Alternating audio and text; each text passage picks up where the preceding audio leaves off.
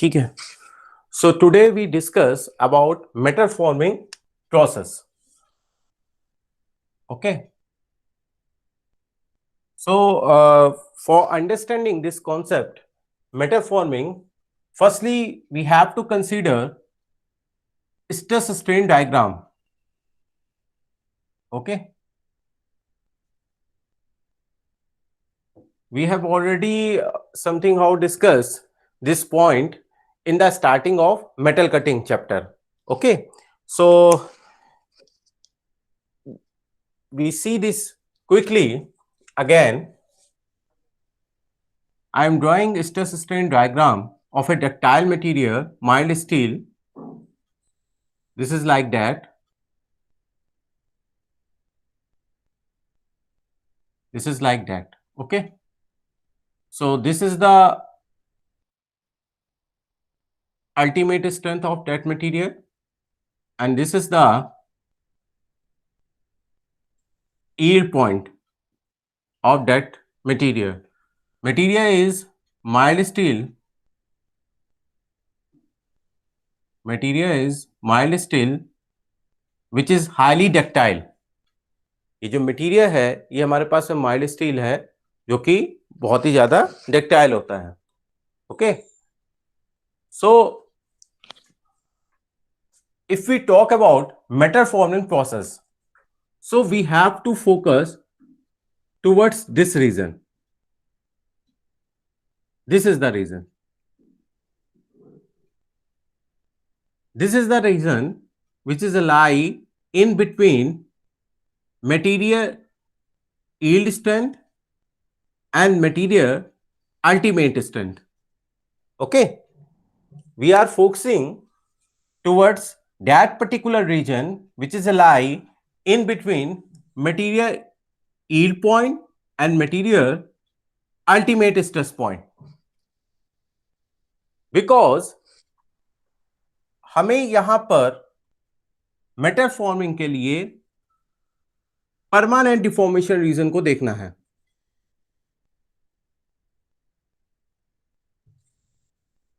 We have to see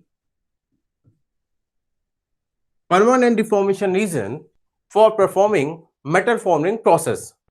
Okay. So metal forming process में आपने इन दोनों के पर्टिकुलर रीजन के बीच का प्लेस को आपने कंसीडर किया हुआ है. अब देखिए क्या है, साथ ही साथ में हम लोग मेटल कटिंग वाला चैप्टर भी पढ़ रहे हैं. Okay. So if we want to convert a material into a desired shape from a raw shape, then if we choose an metal cutting process, अगर हम किसी मटेरियल को डिजायर शेप में कन्वर्ट करना चाहते हैं रॉ मटेरियल फॉर्म से through metal cutting process, then we have to apply forces up to that material fracture point. Okay, we have to apply forces, we have to apply stresses up to fracture point of that material if we choose an metal cutting process for converting material into desired shape from a raw shape. Okay, but if we choosing metal forming process, तो हमको अगर metal forming process हम choose कर रहे हैं, then हमको जो forces adopt करने होंगे, जो हमें स्ट्रेसेस अडॉप्ट करने होंगे अपनी बॉडी में, उनकी value that must be lie under the range of material ultimate strength. ठीक है. जो फोर्सेस की वैल्यू है वो हमारी क्या होनी चाहिए, मटेरियल की अल्टीमेट स्ट्रेंथ के बियॉन्ड नहीं होनी चाहिए, मटेरियल के अल्टीमेट स्ट्रेंथ के अंदर ही होनी चाहिए. बात समझ में आ रही है? ठीक है. दोनों में डिफरेंस क्या समझ में आया?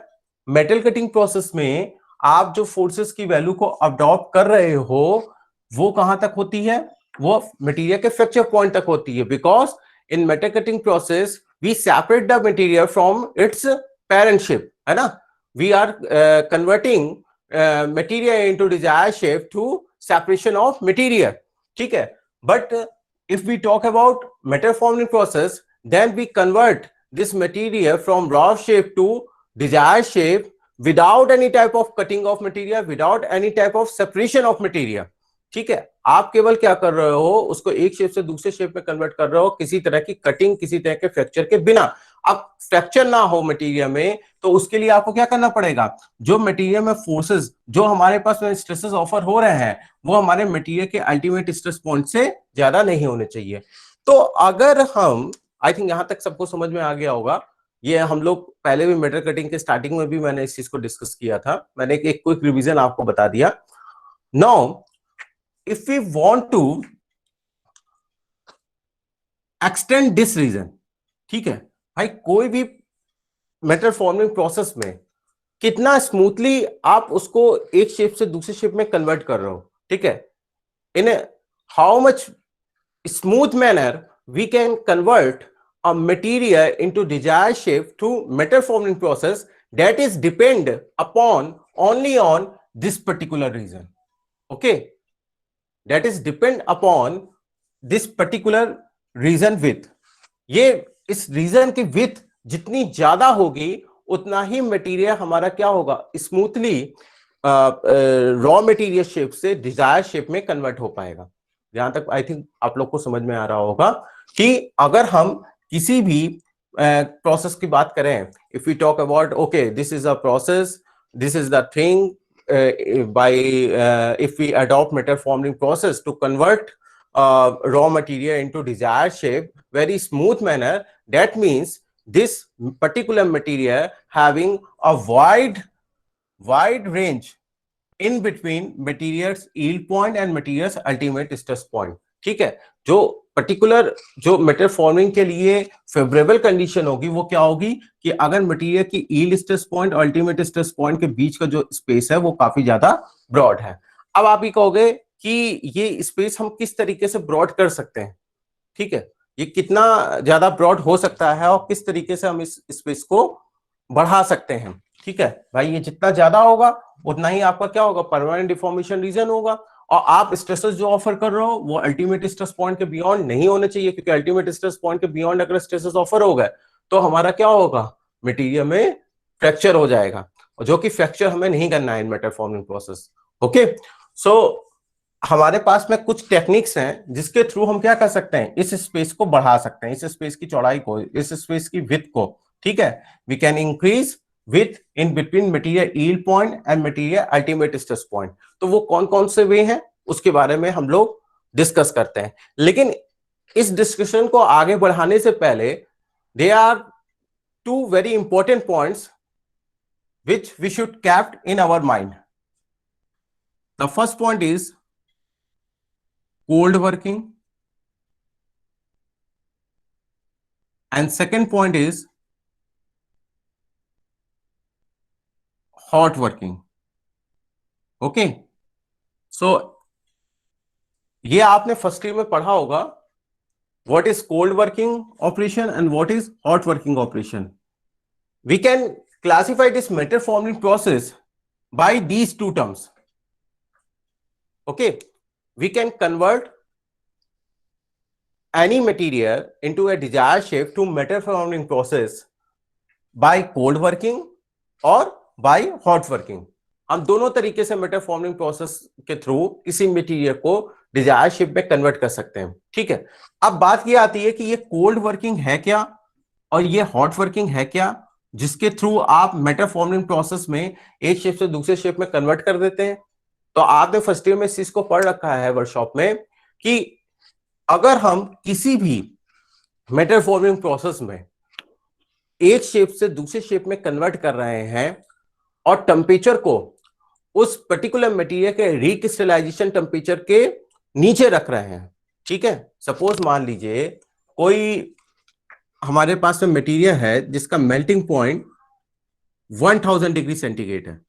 ओके, ये कोई सपोज हमारे पास में मटेरियल है, कोई मटेरियल ए है और इसका जो मेल्टिंग पॉइंट है वो हमारा क्या है, 1000 डिग्री सेंटीग्रेड है।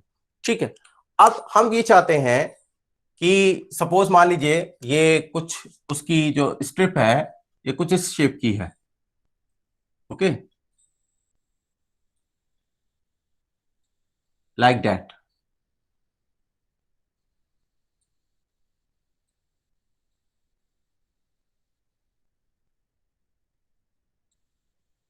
like that.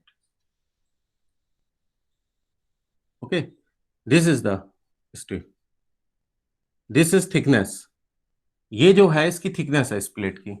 ये समथिंग मान लीजिए हमारे पास में इनिशिएट लेवल पर इसकी ये जो थिकनेस है ये हमारे पास क्या है, H0 है. जो इनिशियल लेवल पर इसकी थिकनेस है वो हमारे पास में क्या है, H0 है. हम ये चाहते हैं किसी तरीके से इसकी थिकनेस क्या हो जाए, रिड्यूस हो जाए. तो आप ये कहोगे कि सर ठीक है, ये जो स्ट्रिप है इसकी लेंथ कुछ समथिंग L होगी. ओके, और इसकी स्ट्रिप की जो थिकनेस है वो समथिंग H0 है. तो अगर हम इसको क्या करें, रोलर्स के बीच में से इस स्ट्रिप को फ्लो करा दें. ठीक है, अभी मैं आगे आप लोग को इन डिटेल बताऊंगा. अभी बस मैं एक एग्जांपल ले रहा हूं कि अगर दो रोलर्स के बीच में से हमने क्या किया, दो रोलर ले लिए like that. This is the first roller and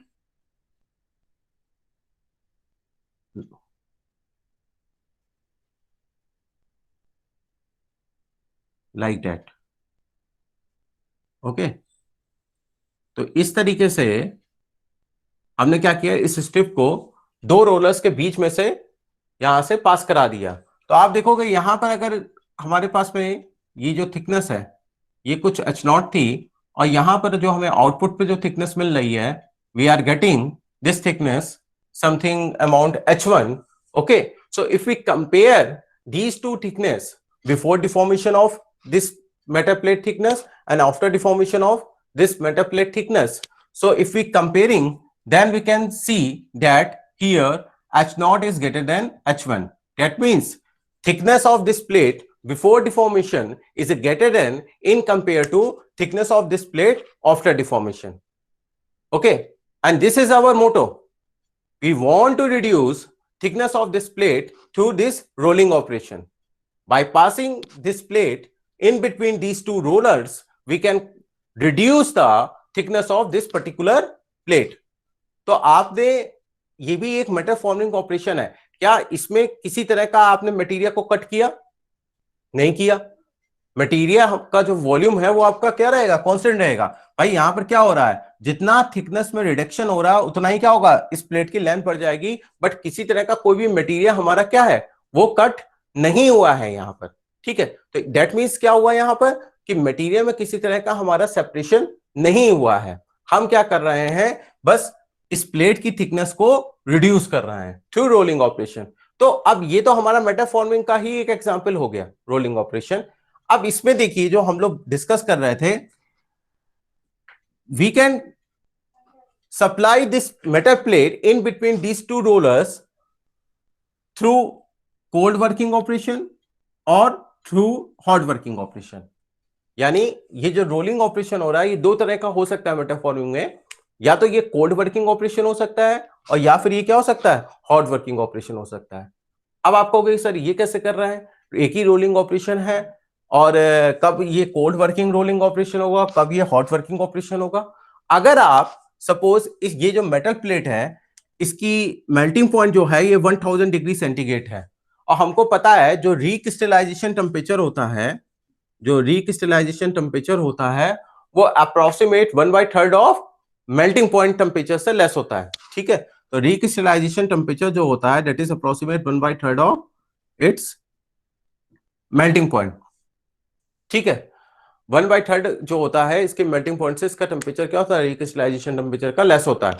तो उस कंडीशन में अगर हम देखें तो अगर इसका 1000 डिग्री सेंटीग्रेड है और हम लगभग 330 डिग्री सेंटीग्रेड तक इस मेटल प्लेट को गर्म करते हैं, इसको वार्म करते हैं 330 डिग्री सेंटीग्रेड या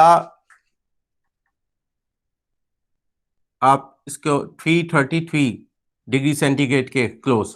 ठीक है, आप इसको जब आप हीट अप करोगे और देन आप क्या करोगे, इन दोनों रोलर्स के बीच में से आप पास कर दोगे, तो इस तरह का जो ऑपरेशन होगा वो हमारा क्या होगा, हॉट वर्किंग ऑपरेशन होगा. क्योंकि आप क्या कर रहे हो, रीक्रिस्टलाइजेशन टेम्परेचर या उसके ऊपर टेम्परेचर पर आप इस मेटल प्लेट को इन दोनों रोलर्स के बीच में से पास होने दे रहे हो. बट मान लीजिए अगर हमने इसको रूम टेम्परेचर 25 डिग्री सेंटीग्रेड या ये 330 या 333 से काफी कम यानी कि लगभग अप्रोक्सीमेट 150 डिग्री सेंटीग्रेड इस टाइप के टेम्परेचर पर इस मेटल प्लेट को दोनों रोलर्स के बीच से पास कर दिया, तो this is the example of cold working operation. ये जो हमारा रोलिंग ऑपरेशन होगा वो हमारा कौन सा होगा, कोल्ड वर्किंग होगा। अब कब हम ये कोल्ड वर्किंग ऑपरेशन करेंगे रोलिंग का, कब हम ये हॉट वर्किंग ऑपरेशन रोलिंग का करेंगे, तो that is depend upon which type of material you are choosing.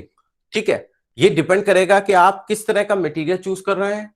And second one important thing, how much reduction you required. ठीक है, आपको कितना रिडक्शन जो है हमारा रिक्वायर्ड है, हम H0 से कितना H1 तक रिड्यूस करना चाहते हैं। तो हमेशा ध्यान रखिएगा, कई सारी चीजें हैं जो कि हॉट वर्किंग ऑपरेशन और कोल्ड वर्किंग ऑपरेशन को आपस में एक दूसरे से अलग करती हैं। ठीक है, तो इसको अभी मैं इन डिटेल नहीं जा रहा हूं, मैं केवल आपको ओवरव्यू बता रहा हूं। इसको मैं एक क्लास अलग से ले लूंगा जिसमें मैं आपको बताऊंगा कि कोल्ड वर्किंग ऑपरेशन और हॉट वर्किंग ऑपरेशन क्या होता है। बस आप मोटे तौर पे अभी समझ लीजिए, ओवरव्यू में दे रहा हूं कि जो ये आपका मेटल फॉर्मिंग ऑपरेशन हो रहा है, ये दोनों तरह के हो सकते हैं। वो कोल्ड वर्किंग ऑपरेशन भी हो सकते हैं और हॉट वर्किंग ऑपरेशन भी हमारे पास यहां पर हो सकते हैं। ठीक है, तो हॉट वर्किंग ऑपरेशन में जब आपको काफी ज्यादा रिडक्शन करना है, सपोज मान लीजिए H0 और H1 के बीच में काफी ज्यादा डिफरेंस है, यानी हमें काफी परसेंटेज तक इसको रिड्यूस करना है थ्रू रोलिंग, तो आप कोल्ड वर्किंग ऑपरेशन के थ्रू इतना रिडक्शन एक ही वन स्टेप में पास करके, केवल एक ही बार में इस प्लेट को दोनों रोलर्स के बीच में पास करके आप नहीं गेट कर पाओगे। ठीक है, उस कंडीशन में आपको क्या करना पड़ेगा, उस कंडीशन में इस प्लेट को थोड़ा सा टेम्परेचर हमको हीटअप करना पड़ेगा। ठीक है, अब हीटअप करने से क्या होगा, जब आप इसके रिक्रिस्टलाइजेशन टेम्परेचर के ऊपर तक इसका टेम्परेचर हाई कर देंगे, तो उस कंडीशन में क्या होगा, वहां पर न्यू ग्रेन्स फॉर्म होंगे। ठीक है, वहां पर क्या होगा, नए ग्रेन्स फॉर्म होंगे। ठीक है, अब जब न्यू ग्रेन्स फॉर्म होते हैं और आप किसी भी मेटल प्लेट का टेम्परेचर को हीटअप करते हैं, तो उस कंडीशन में क्या होता है कि जो मेटल प्लेट है इसका टेम्परेचर इंक्रीज करने पर जो यील्ड स्ट्रेंथ होती है वो भी हमारी क्या होती है, डिक्रीज करती है, और मटेरियल की अल्टीमेट स्ट्रेंथ भी हमारी क्या होती है, डिक्रीज करती है। ठीक है, जब आप हॉट वर्किंग में टेम्परेचर इंक्रीज करते हो किसी मेटल प्लेट का, तो मटेरियल की यील्ड स्ट्रेंथ और मटेरियल की अल्टीमेट स्ट्रेंथ दोनों हमारी क्या होती हैं, डिक्रीज होती हैं। अब जब मटेरियल की यील्ड स्ट्रेंथ डिक्रीज होगी, तो ऑब्वियस सी बात है, जो मटेरियल स्ट्रेसेस ऑफर कर रहा था अपने अगेंस्ट होने वाले डिफॉर्मेशन में, यानी आपको इसको रिड्यूस करने के लिए फोर्स लगाना पड़ रहा था, और उन फोर्सेस, एक्सटर्नल अप्लाई फोर्स के अगेंस्ट में मटेरियल क्या कर रहा था, एक रेजिस्टेंस ऑफर कर रहा था। ठीक है, और उसी रेजिस्टेंस के थ्रू क्या हो रहे थे, स्ट्रेसेस ऑफर हो रहे थे। तो वो स्ट्रेसेस की वैल्यू भी क्या होगी, मटेरियल की अगर यील्ड स्ट्रेंथ लो होगी, तो वो स्ट्रेसेस की वैल्यू भी हमारी क्या हो जाएगी, रिड्यूस होगी। यानी आप कम फोर्स लगा के ही, कम स्ट्रेसेस को ऑफर करते हुए ही आसानी से ज्यादा रिडक्शन को आप पा जाओगे। ठीक है, ये बात समझ में आ रही है। जबकि अगर आप यही काम कोल्ड वर्किंग के थ्रू करते, ठीक है, अगर आप if you choosing cold working operation for this particular rolling operation inside the metal forming, so in that case, if you are increasing forces for gaining this particular type of reduction, then as you increasing forces, their stresses is also increasing, because in cold working operation जैसे जैसे आप stresses की value को बढ़ाओगे, जो material का yield strength होता है वो भी क्या होता है, इंप्रूव होता जाता है। मटेरियल की यील्ड स्ट्रेंथ जो होती है वो इंप्रूव होती जाती है। ये आपने सॉलिड मैकेनिक्स में पढ़ा होगा कि अगर हम किसी भी मटेरियल में आप फोर्सेस की वैल्यू को बढ़ाइए, ठीक है, और फिर उसके बाद लोडिंग एंड अनलोडिंग करेंगे, तो आप देखोगे कि मटेरियल की जो स्ट्रेंथ होती है वो क्या हो जाती है, यील्ड स्ट्रेंथ इंप्रूव होती जाती है। तो कोल्ड वर्किंग में क्या होता जाता है, जैसे जैसे आप यहाँ पर फोर्सेस को लगाओगे डिफॉर्मेशन के लिए, वैसे वैसे मटेरियल की स्ट्रेंथ इंप्रूव होगी। अब मटेरियल की स्ट्रेंथ इंप्रूव होगी तो ऑब्वियस सी बात है, हमारे पास में मेटल फॉर्मिंग के थ्रू मटेरियल को एक शेप से दूसरे शेप में कन्वर्ट करना फिर इतना आसान नहीं रह जाएगा। तो ये एक बहुत बड़ा चैलेंज हो जाता है।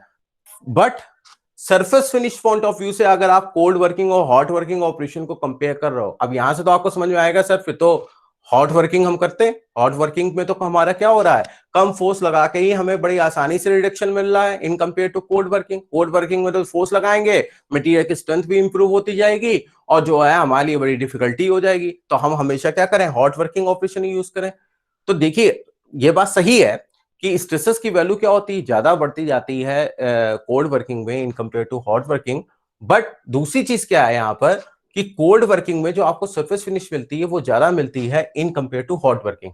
इसीलिए हम लोग ये चूज करते हैं कि हमारा जो ऑपरेशन हो रहा है वो कहां पर जो है सुटेबल है, जहां पर हमारे लिए सरफेस फिनिश की रिक्वायरमेंट है, सरफेस फिनिश अच्छी चाहिए, इंप्रूवमेंट चाहिए, वहां पे हम कोड वर्किंग ऑपरेशन को यूज करते हैं। जहां पे हमको हायर रिडक्शन चाहिए और सिंगल पास, वहां पे हम हॉट वर्किंग ऑपरेशन को यूज करते हैं।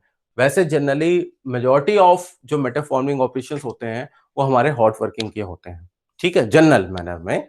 और अधिकतर में हम लोग क्या करते हैं, इन स्टार्टिंग हम लोग हॉट वर्किंग ऑपरेशन करते हैं उस पर्टिकुलर, जैसे रोलिंग हम कर रहे हैं, हमें ज्यादा रिडक्शन चाहिए, स्टार्टिंग में हमने हॉट वर्किंग के थ्रू रोलिंग किया, और फिर बाद में स्ट्रेंथ को इंप्रूव करने के लिए, सरफेस फिनिश को अच्छा करने के लिए हमने क्या किया, जो लास्ट वाला हमारा स्ट्रोक था वो हमने कोल्ड वर्किंग रोलिंग कर लिया। तो हमने क्या किया, दोनों के एडवांटेज ले लिए वहां पर, ठीक है। हमने एक ही प्रोसेस में हॉट वर्किंग भी कर ली और कोल्ड वर्किंग भी कर ली। स्टार्टिंग में हॉट वर्किंग के थ्रू रोलिंग किया और बाद में क्या किया, जो लास्ट स्टेप था वो हमने कोल्ड रोलिंग के थ्रू कर लिया। तो आई थिंक यहां तक आप लोग को समझ में आ गया होगा, ठीक है। अब इसके आगे हम लोग कुछ वो प्रोसेस देख लेते हैं जिसके थ्रू हम किसी पर्टिकुलर मटेरियल के लिए जो मेटल फॉर्मिंग का फिनोमिना है उसको स्मूथ बना सकते हैं, ठीक है। वो कौन कौन से तरीके ऐसे हो सकते हैं जिसके थ्रू हम किसी भी मटेरियल के लिए मेटल फॉर्मिंग की जो कंडीशंस हैं वो अपने फेवरेबल में कर सकते हैं। देखिए आपको ये चीज पता है, मेटल फॉर्मिंग की कंडीशन कब फेवरेबल हमारी होगी, मेटल फॉर्मिंग की कंडीशन हमारी उसी समय फेवरेबल होगी जितना आपके पास में मटेरियल की यील्ड स्ट्रेंथ और मटेरियल की अल्टीमेट स्ट्रेंथ के बीच का स्पेस ज्यादा होगा। क्योंकि जितना स्पेस ज्यादा होगा उतना आपको ये प्लास्टिक डिफॉर्मेशन का जो रीजन हो रहा है वो उतना ज्यादा मिलेगा, यानी उतनी ही आपके पास में क्या होगी, पॉसिबिलिटी होगी मेटल फॉर्मिंग के लिए। अब आप ये चीज कैसे इंप्रूव कर सकते हैं, देखिए इसमें जो फर्स्ट चीज हो सकती है इंपॉर्टेंट, फेवरेबल कंडीशन को प्रोड्यूस करने के लिए, वो क्या हो सकती है, फर्स्ट चीज increase the ultimate strength of material. First point है जिसके थ्रू आप इस रीजन को बढ़ा सकते हैं, क्या है, इंक्रीज द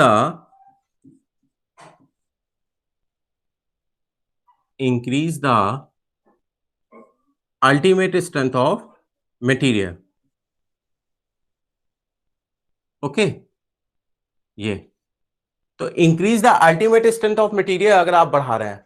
अब देखिए ये अल्टीमेट स्ट्रेंथ मटेरियल की हमारी किस तरीके से बढ़ सकती है, अभी मैंने आपको बताया था, अगर आप कोल्ड वर्किंग ऑपरेशन कर रहे हो तो मटेरियल की स्ट्रेंथ क्या होती है, वो इंप्रूव होती है, ठीक है।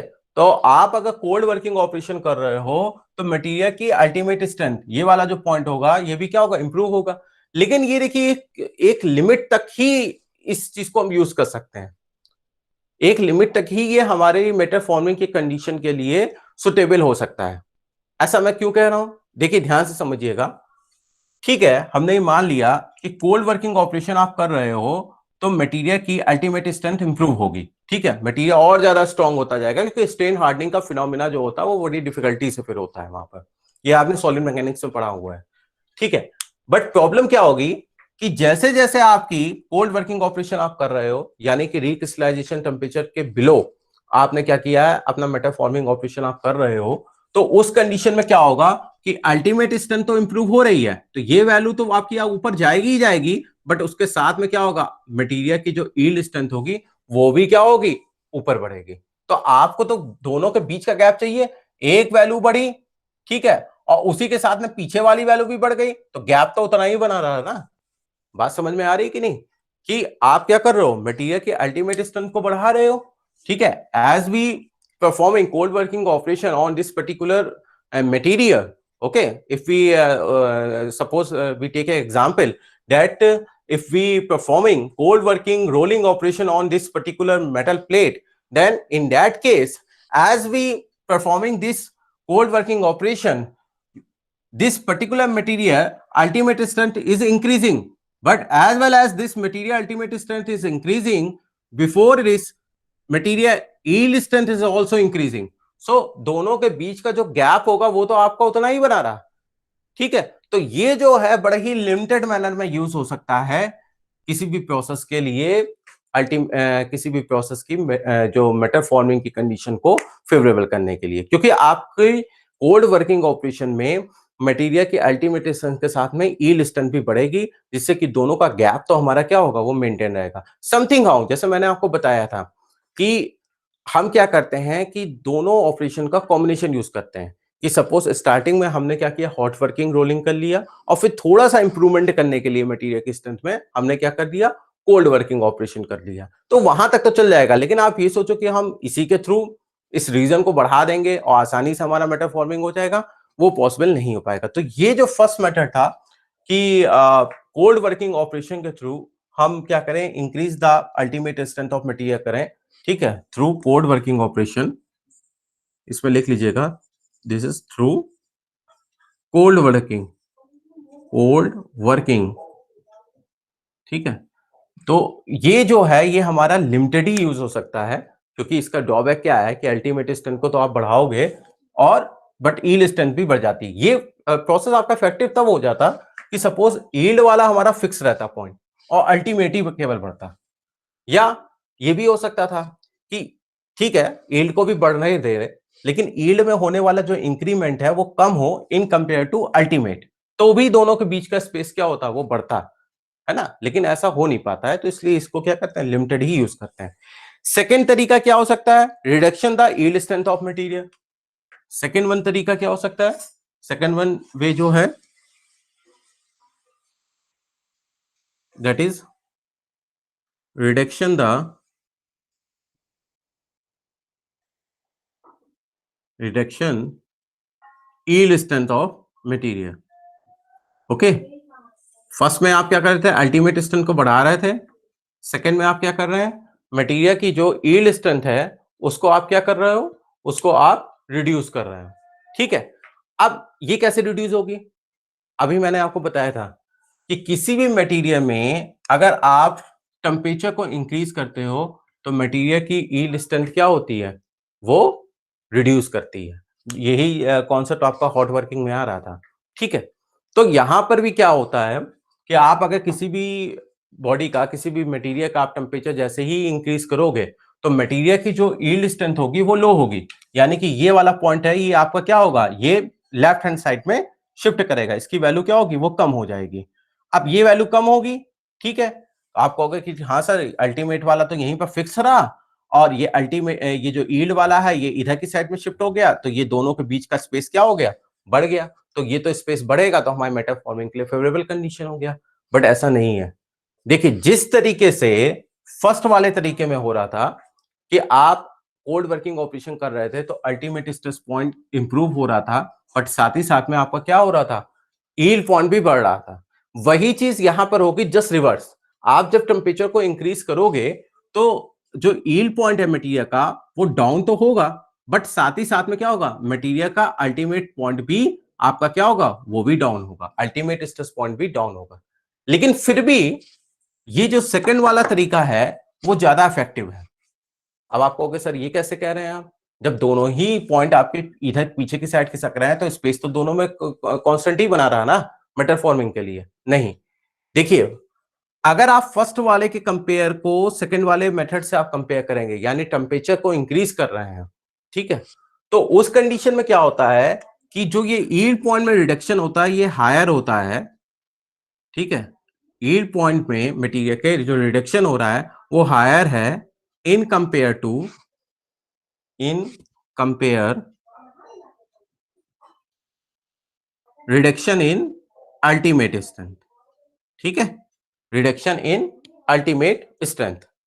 जो हमारे पास में, देखिए, दोनों की वैल्यू डिक्रीज करेगी, हमारे पास में ये यील्ड पॉइंट की भी रिड्यूस करेगी और अल्टीमेट पॉइंट की भी वैल्यू क्या होगी, रिड्यूस करेगी। लेकिन जो यील्ड पॉइंट में रिडक्शन है वो ज्यादा होगा in compare to ultimate point. तो इस वजह से अगर आप टेम्परेचर इंक्रीज कर रहे हो तो समथिंग हाउ दोनों पॉइंट इधर शिफ्ट तो करेंगे, लेकिन क्योंकि इनमें होने वाला रिडक्शन, यील्ड पॉइंट में होने वाला रिडक्शन ज्यादा होगा in compare to ultimate point, तो पहले के कंपेयर से अगर इसको कंपेयर करेंगे तो दोनों के बीच का गैप क्या होगा, वो हमारा बढ़ जाएगा, ठीक है। तो सेकंड वन हमारे पास में तरीका क्या था, फर्स्ट ये था कि हम कोल्ड वर्किंग ऑपरेशन के थ्रू करें, सेकेंड वन वे क्या हो सकता था कि हम लोग टेम्परेचर को इंक्रीज कर दें मटेरियल का, तो उससे क्या होगा, यील्ड पॉइंट में रिडक्शन ज्यादा होगा इन कंपेयर टू अल्टीमेट में होने वाले रिडक्शन के, जिससे कि दोनों के बीच का स्पेस बढ़ेगा और मेटल फॉर्मिंग की फेवरेबल कंडीशन आएगी। थर्ड वन तरीका क्या होता है, देखिए आपको पता है कि beyond elastic limit point up to fracture point, ठीक है, ये जो रीजन होता है, जो स्पेस होता है, that is called plastic deformation of material. ठीक है, अगर आप यहां पर बात करो, ये जो स्ट्रेस स्ट्रेन डायग्राम बना हुआ है, इसमें सपोज मान लीजिए ये इलास्टिक लिमिट पॉइंट है और ये हमारे पास में फ्रैक्चर पॉइंट है, ये इलास्टिक लिमिट पॉइंट है, इसको मैं ई से रिप्रेजेंट कर दे रहा हूं। तो इलास्टिक लिमिट पॉइंट के बियॉन्ड, यानी यहां से लेकर इस पॉइंट के बियॉन्ड, आगे से लेकर फ्रैक्चर पॉइंट तक का जो रीजन होता है, वो हमारा क्या प्लेस कहलाता है, वो हमारा कहलाता है परमानेंट डिफॉर्मेशन रीजन प्लेस कहलाता है। ठीक है, परमानेंट डिफॉर्मेशन है ये रीजन। ठीक है, अब इन दोनों के बीच के जो रीजन है, इसमें हमेशा क्या होता है, आप अभी तक पढ़ रहे थे कि अगर मटेरियल में किसी तरह का भी डिफॉर्मेशन हो रहा है तो वो परमानेंट होगा। मटेरियल अगर आप यहाँ पर कहीं इस पर्टिकुलर पोजीशन पर या यहाँ इस पर्टिकुलर पोजीशन पे अल्टीमेट के पहले फोर्सेस को जीरो भी कर दोगे तो भी क्या होगा, उसमें जो डिफॉर्मेशन हो रहा है वो परमानेंट बना रहेगा, मटेरियल अपनी पुरानी पोजीशन को रिगेन नहीं कर पाएगा। यही होता था। ठीक है, अब मैं थोड़ा सा इसके आगे की बात आपको बता रहा हूं। ठीक है, अभी तक आप इस लेवल तक ही पढ़ते आए हैं, लेकिन प्रैक्टिकली क्या होता है मैं आपको ये चीज बता रहा हूं। सपोज आपने स्ट्रेसेस को बढ़ाते गए, स्ट्रेसेस को बढ़ाया है आपने, इलास्टिक लिमिट पॉइंट को आप क्रॉस कर गए, इलास्टिक लिमिट पॉइंट को आप क्रॉस कर गए। बियॉन्ड इस इलास्टिक लिमिट पॉइंट आप अगर सपोज मान लीजिए इस पर्टिकुलर पोजीशन पे हैं, जैसे ही आप इस पर्टिकुलर पोजीशन पे पहुंचे, आपने तुरंत फोर्स को हटा दिया, तो क्या होगा, मटेरियल में वो पर्टिकुलर पोजीशन होल्ड रखने की कैपेसिटी नहीं होगी, मटेरियल कुछ ना कुछ जरूर अपने से पीछे डिफॉर्म हो जाएगा। बात समझ में आ रही है? जबकि ये पॉइंट हमारा क्या था, परमानेंट डिफॉर्मेशन रीजन में ही था। ठीक है, मैं फिर से आपको इस चीज को रिपीट कर रहा हूं। सपोज मान लीजिए आप इलास्टिक लिमिट पॉइंट के बियॉन्ड चले गए, ठीक है, आप फोर्सेस अडॉप्ट करते हुए इलास्टिक लिमिट पॉइंट के बियॉन्ड चले गए और पर्टिकुलर यहां पर कहीं पे पहुंच गए आप।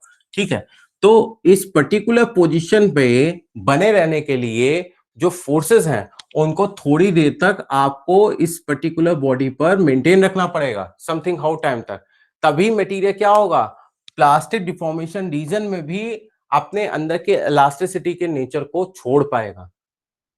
एक और मैं एग्जांपल से बताता हूं। सपोज मान लीजिए अभी मेरे पास पेन की स्प्रिंग नहीं है, मान लीजिए ये पेन की स्प्रिंग है। ठीक है, हमने क्या किया, पहले आपने देखा था कि पेन की स्प्रिंग को आप थोड़ा सा ऐसे खींचोगे तो क्या होता है, उसमें डिफॉर्मेशन होता है। आप फोर्स को हटा देते हो तो क्या होता है, वो अपनी पुरानी पोजीशन में आ जाता है। लेकिन एक लिमिट से ज्यादा आप जब उसको फोर्स को खींच देते हो, ठीक है, एक लिमिट से ज्यादा आप अगर उसमें डिफॉर्मेशन कर देते हो और फिर छोड़ते हो, तो क्या होता है, स्प्रिंग की लेंथ कम होती है लेकिन पुरानी वाली लेंथ के बराबर नहीं पहुंच पाती है। आप ध्यान रखिएगा, जैसे ये स्प्रिंग है, इस स्प्रिंग को हमने इतना खींचा, खींचा खूब कस के, ठीक है, और तुरंत छोड़ दिया, तो तुरंत अगर हम छोड़ेंगे तो ये जैसे ही हम छोड़ेंगे इतनी स्प्रिंग उसमें एलोंगेट हुई थी, ठीक है, लेकिन जैसे ही आप छोड़ोगे ये थोड़ी सी कम होकर फिर रुक जाएगी। यहां तक बात क्लियर हो रही है? यानी अगर हम वही फोर्स मेंटेन रखते थोड़ी देर तक, उस स्प्रिंग पर लगाए रहते थोड़ी देर तक, तो क्या होता, तब अगर आप छोड़ते तो स्प्रिंग की लेंथ कम नहीं होती, वो उतनी ही लेंथ की बनी रहती। ये पॉइंट अगर ना समझ में आ रहा हो किसी को तो फिर से पूछ लो, मैं इसको फिर से बता दूं। किसी को कोई डाउट हो रहा हो तो फिर से पूछ लो। सर ये स्ट्रेन हार्डनिंग कारण होता है क्या? वो तो रीजन तो अभी हम बाद में बात कर रहे हैं, अभी जो मैं ये आपको बता रहा हूँ प्लास्टिक डिफॉर्मेशन रीजन में मैं इलास्टिक नेचर के बारे में बता रहा हूँ, जो ये मैंने एग्जाम्पल, ये समझ में आया कि नहीं आया पहले ये बताइए। हाँ इतना सच देखे जानते हैं। ठीक है, कि अगर मान लीजिए हमारे पास में ये स्प्रिंग थी, ठीक है, ये इसकी ओरिजिनल लेंथ थी, ठीक है, ये ओरिजिनल लेंथ थी, आपने क्या किया, इसके फोर्स को तुरंत आपने ऐसे खींचा, ठीक है, आप यहां तक खींच के लेके गए कुछ समथिंग फोर्स एफ लगा के, ठीक है, दोनों तरफ से आपने खींच दिया इसको समथिंग फोर्स एफ लगा के, ठीक है, और जैसे ही इसको खींचा और तुरंत छोड़ दिया, तो क्या होगा, अगर ये फोर्स F की वैल्यू आपके इलास्टिक लिमिट पॉइंट के बियॉन्ड आ रही है, तो ये जो फोर्स के थ्रू जो स्ट्रेसेस जनरेट होंगे that is much greater than in compare to elastic limit stress point. ठीक, तो उसकी वजह से क्या होगा, स्प्रिंग की लेंथ इतनी होगी, लेकिन आपने तुरंत फोर्स को रिमूव कर दिया, तो जो आपके पास में सेकंड पोजीशन में स्प्रिंग की लेंथ आएगी वो कुछ इस तरीके की होगी, यानी वो कुछ यहां तक हो गई।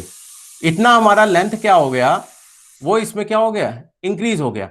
बट अगर मैं ये कंपेयर करूं, मैंने तो फोर्स लगा के इसको यहां तक खींचा था, और फोर्स को, और ये भी मुझे पता है ये फोर्स क्या था, इलास्टिक लिमिट के बियॉन्ड था। ठीक है, तो ये फोर्स को हटा देने के बाद भी ये लेंथ कम क्यों हुई? ठीक है, पहले के कंपेयर में थोड़ा हमें परमानेंट डिफॉर्मेशन इतना मिल रहा है, बट ये लेंथ कैसे कम हो गई? इसका मतलब क्या है कि प्लास्टिक डिफॉर्मेशन रीजन में भी हमारे पास में क्या होता है, कुछ ना कुछ मटेरियल के अंदर इलास्टिक नेचर रहता है। अब हम अगर ये चाहें कि जितना हमने ये खींचा हुआ है फोर्स से, इतना ही हमारे पास में स्प्रिंग का लेंथ बना रहा है, ये बिल्कुल जो इतना कम हुआ है ये भी कम ना हो, तो आपको क्या करना पड़ेगा, थोड़ी देर तक ये फोर्स लगा के इस स्प्रिंग को खींचे रखना पड़ेगा कुछ टाइम तक। जब अगर आप मान लीजिए 10 सेकंड तक उसको ऐसे ही थोड़ी देर तक पकड़े रहेंगे इतनी ही लेंथ का, ठीक है, और फिर छोड़ेंगे, तब आपको ये डिफॉर्मेशन रीजन क्या हो जाएगा, ये जीरो हो जाएगा। इससे कंक्लूजन क्या निकला कि मटेरियल के अंदर अगर हम प्लास्टिक डिफॉर्मेशन रीजन में कुछ देर तक फोर्स लगा के उसको होल्ड करे रहेंगे, तो मटेरियल के अंदर क्या होगा, परमानेंट डिफॉर्मेशन रहेगा। ठीक है, अदरवाइज क्या होगा, कुछ ना कुछ मटेरियल क्या करेगा, अपनी पुरानी पोजीशन पे गेन कर लेगा। कोई अनम्यूट नहीं है, सब लोग अपने आप को अनम्यूट कीजिए, डिस्टरबेंस आ रहा है। ठीक है, तो ये हमारे पास में आ गया। तो हमेशा ये इस पॉइंट को नोट कर लीजिए कि मेटल फॉर्मिंग के लिए ये फेवरेबल कंडीशन होती है कि जो प्लास्टिक डिफॉर्मेशन रीजन में आप थोड़ी देर तक क्या करें, अपने ऑब्जेक्ट पर लोड को मेंटेन रखें। प्लास्टिक डिफॉर्मेशन रीजन में थोड़ी देर तक अपने ऑब्जेक्ट को आप मेंटेन रखें, उसके ऊपर लोड लगाए रखें, तो आपका परमानेंट डिफॉर्मेशन जो है वो पूरी तरीके से हो पाएगा। अदरवाइज समथिंग हाउ वो क्या होगा, फोर्स को रिमूव करने पर वो तुरंत गेन कर लेगा, अपने पुराने शेप की ओर थोड़ा सा शिफ्ट कर जाएगा। ठीक है, तो ये जो है थर्ड वन कंडीशन थी, तो इसको मैं लिखे दे रहा हूं ऊपर, थर्ड वन कंडीशन जो थी,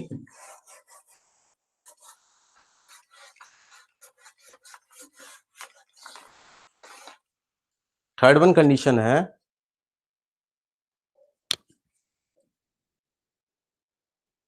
लोड रिमूव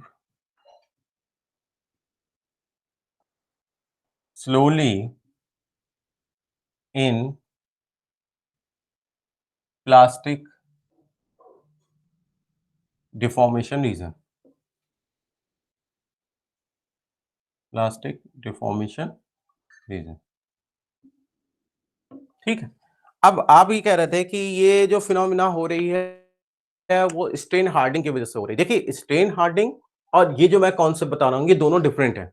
ठीक है, स्ट्रेन हार्डिंग का जो फिनोमिना था वो हमारा इस चीज को रिप्रेजेंट कर रहा था कि जो हमारा डिफॉर्मेशन हो रहा है वो काफी ज्यादा डिफिकल्टी से हो रहा है। जब हमने कोल्ड वर्किंग ऑपरेशन के थ्रू, मैंने आपको बताया था कि कोल्ड वर्किंग ऑपरेशन अगर हम किसी मटेरियल पर कर रहे हैं तो मटेरियल की जो स्ट्रेंथ होती है वो क्या होती है, इंप्रूव होती है। उसको आप जरूर रिलेट कर सकते हैं स्ट्रेन हार्डिंग से। क्यों? क्योंकि आपने जब stress strain diagram solid mechanics में पढ़ा था तो उसमें ये चीज देखी थी कि अगर मैं इस डायग्राम में बताऊं कि ये लोअर यील्ड पॉइंट है और ये लोअर यील्ड पॉइंट और ये जो आपके पास में अल्टीमेट स्ट्रेस पॉइंट के जो बीच का रीजन है that is called as strain hardening. ठीक है, इसमें क्या होता था कि जैसे ही आप लोअर यील्ड पॉइंट के बियॉन्ड जाते थे, फोर्सेस को लगाते थे, तो एक नैरो पाथ रहता है मटेरियल के अंदर, क्या रहता है, नैरो पाथ रहता है, उसमें एक साथ कई सारे डिसलोकेशन मूव करने लगते हैं। तो जब वो डिसलोकेशन एक साथ उस नैरो पाथ में मूव करने लगते हैं फॉर गेटिंग डिफॉर्मेशन, तो उस कंडीशन में मेटल के अंदर एक ट्रैफिक जाम की कंडीशन क्रिएट हो जाती है। वो ट्रैफिक जाम की कंडीशन क्रिएट हो जाती है यानी डिसलोकेशन एक दूसरे के ऊपर फंस जाते हैं।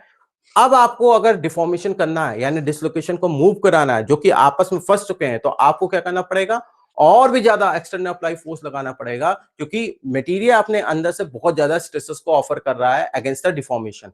ठीक है, तो जो ये फिनोमिना होती है वो स्ट्रेन हार्डनिंग कहलाती है, और इसी की वजह से क्या होता है, आपके मटेरियल की जो स्ट्रेंथ होती है वो क्या हो जाती है, वो इंप्रूव होती चली जाती है अगर आप यहां पर कोल्ड वर्किंग ऑपरेशन कर रहे हो। Got point? समझ में आया?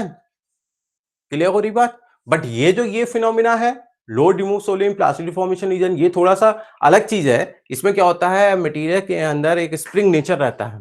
ठीक है, वो परमानेंट डिफॉर्मेशन में मेंटेन रहता है कि मटेरियल अपनी पुरानी शेप को वापस गेन करता है। अगर इसमें फिर भी किसी को कोई डाउट है तो वो पूछ सकता है। हालांकि आप लोग इन डिटेल इसको जो है डिजाइन में पढ़ेंगे, मैं तो प्रोडक्शन पढ़ा रहा हूँ, आप लोग को यहाँ पे एप्लीकेशन की बात होती है। ठीक है, फिर भी मैंने समथिंग हाउ थोड़ा बहुत इसको जो है रिलेट करने की कोशिश की है। ये आप लोगों ने इसको पढ़ा होगा सॉलिड मैकेनिक्स में, उसी से रिलेट किया है। ठीक है, तो आई थिंक यहां तक आप लोग को समझ में आ गया होगा। किसी कोई डाउट हो अभी तो पूछ लो। किसी कोई डाउट है?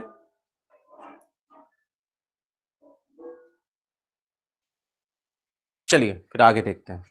तो यहां पर हम लोगों ने पढ़ाई वो 3 कंडीशन पढ़ ली जिसके थ्रू हम लोग क्या कर सकते हैं, ये जो मेटाफॉर्मिंग का जो ये विथ है उसको हम लोग क्या कर सकते हैं, आगे हम लोग एक्सटेंड कर सकते हैं। ठीक है, अब हम लोग अपने स्टार्टिंग के चैप्टर में आ जाते हैं जिसमें हम लोग मेटाफॉर्मिंग को पढ़ेंगे और डिफरेंट डिफरेंट जो है उसमें प्रोसेस है उनके बारे में स्टडी करेंगे। एक इंपॉर्टेंट चीज यहां पर है जिसको हमेशा आप ध्यान रखिएगा, स्टील का जो बिहेवियर होता है, ये कभी कभी पूछ लिया जाता है, ये एक्सेप्शन है, जो स्टील का बिहेवियर है। भाई म्यूट होइए, म्यूट होइए, Sir, प्रॉब्लम हो this रही है। person is not from our class. नाम बताइए। Sir, Vijay Yadav. ओके, एक minute. Vijay Yadav,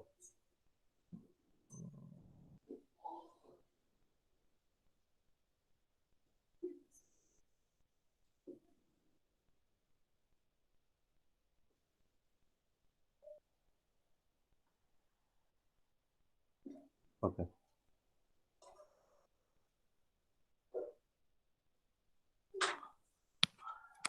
then steel का जो नेचर है ये बिहेवियर बहुत इंपॉर्टेंट आ जाता है। अभी मैंने आपको बताया कि मटेरियल में टेम्परेचर को आप इंक्रीज कर रहे हो। ठीक है, if we increase temperature of any material then in that case ultimate strength of that particular material and yield strength of that particular material will goes down, है ना। जैसे जैसे आप टेम्परेचर को इंक्रीज करोगे तो जो मटेरियल का yield स्ट्रेंथ होता है और मटेरियल का अल्टीमेट स्ट्रेंथ होता है वो वैल्यू क्या होती है, लो होती है। बट स्टील के केस में ये पूरा पैटर्न आपको नहीं मिलेगा। स्टील के केस में कुछ एक्सेप्शन है, इसको आप नोट कर लीजिए, ये इंपॉर्टेंट चीज है। आई थिंक ये नोट कर लिया होगा आपने तीनों पॉइंट। मैं इसके आगे का लिखाई दे रहा हूं स्टील में, क्योंकि ये कई बार एमसीक्यू में भी क्वेश्चन पूछ लिया जाता है, तो इसको ध्यान रखिएगा। स्टील में, स्टील के केस में अगर आपके पास में temperature less than 150 degree centigrade है, ठीक है, आपने क्या किया, मटेरियल का टेम्परेचर 150 डिग्री सेंटीग्रेड से लेस रखा हुआ है, तो उस कंडीशन में हमारे पास में 150 डिग्री सेंटीग्रेड के अंदर अंदर अगर आप टेम्परेचर को बढ़ा रहे हो, आप टेम्परेचर को इंक्रीज कर रहे हो, तो उस कंडीशन में हमारे पास में जो मटेरियल की यील्ड स्ट्रेंथ होगी वो भी हमारी क्या होगी, वो हमारी डिक्रीज करेगी। यानी यहां तक तो पैटर्न आपको सही मिलेगा।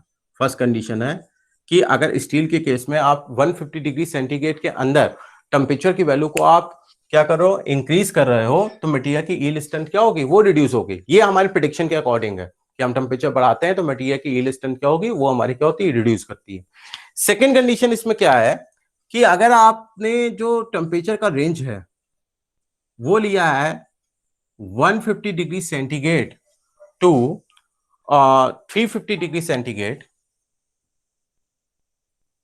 350 डिग्री सेंटीग्रेड, उस कंडीशन में यानी इस टेम्परेचर रेंज के बीच में अगर आप टेम्परेचर की वैल्यू को बढ़ाते हो तो यहां पर आपको अपोजिट नेचर मिलेगा। यानी अल्टीमेट ये जो यील्ड स्ट्रेंथ है स्टील की वो क्या होती है, वो इंक्रीज करती है।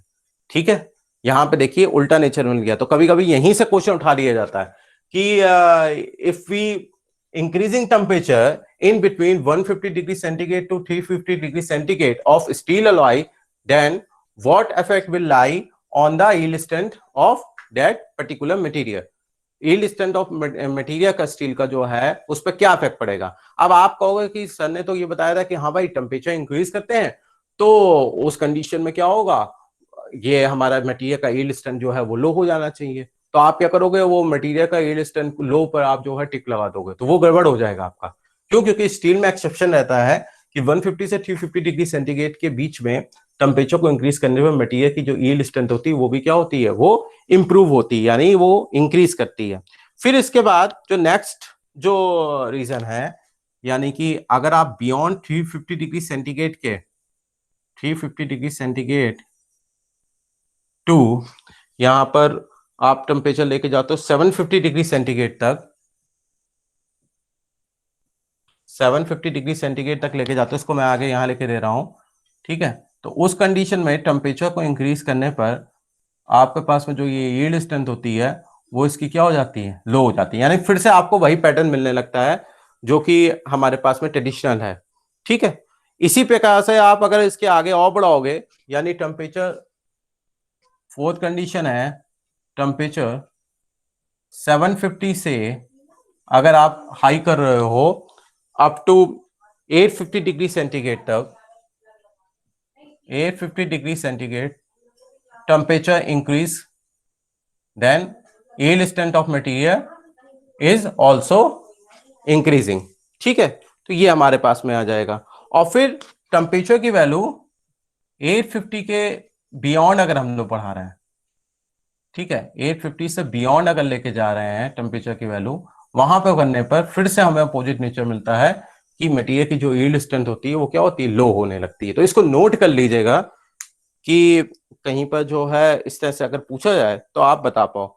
इसका एक्चुअली क्या होता है कि स्टील में एलोट्रॉपिक फॉर्म में रहता है, अंदर जो स्ट्रक्चर होता है, जिसकी वजह से ऐसे एक्सेप्शनल जो है रिजल्ट आपको मिलते हैं। अगर ज्यादा आप इसका डिटेल करना चाहते हैं तो कैलिस्टर में आप स्टील का पढ़िएगा, उसमें ये सारी डिटेल दी गई है पर्टिकुलर मटेरियल में, या मटेरियल साइंस में आपने इस चीज के नेचर को पढ़ा होगा, वहां बताया गया होगा आपको, ठीक है। तो ये हमारे पास आ गया।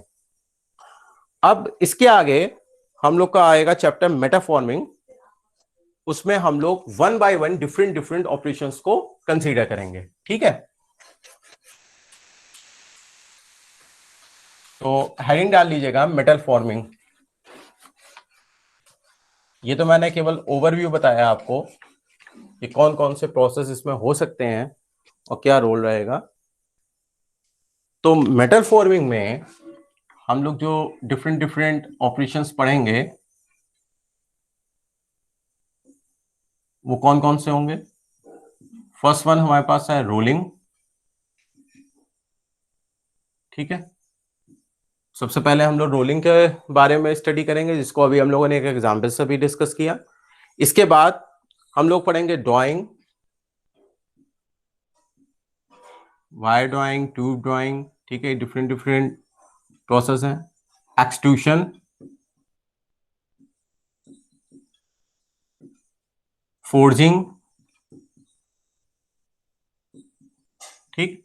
तो ये सारी चीजें हम लोग जो है इसमें स्टडी करेंगे। एक चीज ध्यान रखिएगा, सबसे ज्यादा जो रिडक्शन होता है, ये मैंने बताया कि रोलिंग के ऑपरेशन में, वो रोलिंग में भी आपने देखा था हमने जो थिकनेस थी प्लेट की उसको क्या किया था, रिड्यूस किया था।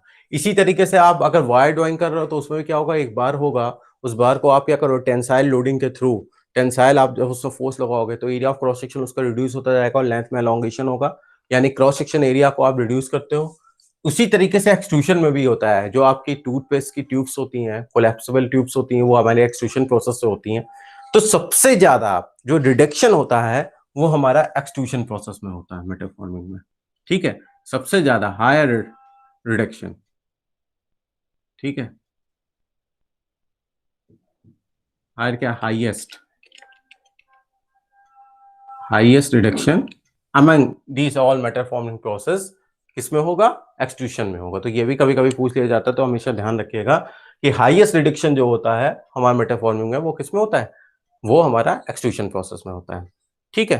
तो मेरे हिसाब से आज का टाइम कंप्लीट हो रहा है। हम लोग जो है रोलिंग को नेक्स्ट क्लास में जो है स्टार्ट करेंगे। आज की क्लास में अगर किसी को कोई डाउट हो तो वो पूछ सकता है, ठीक है? किसी को कोई डाउट हो तो वो पूछ सकता है, कोई चीज ना समझ में आई हो आप लोगों को तो पूछ सकते हैं। मेटल कटिंग जो मैं पढ़ा रहा हूं उसमें अगर कोई डाउट हो तो वो भी आप पूछ सकते हैं। मेटल कटिंग का कल मैंने आप लोग के साथ में वीडियो शेयर किया हुआ है, जिसमें हम लोग कटिंग फोर्सेस के आगे बढ़ते जा रहे हैं। उसमें काफी कुछ स्टडी हो चुका है, लेक्चर 7 उसमें डिस्कस हो चुका है। तो अगर उसमें भी कुछ अगर आपको पूछना है तो आप लोग पूछ सकते हैं।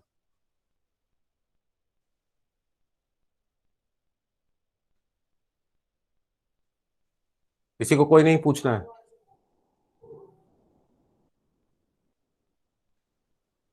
ठीक है, चलिए फिर नेक्स्ट क्लास में मिलते हैं। ठीक है, थैंक यू।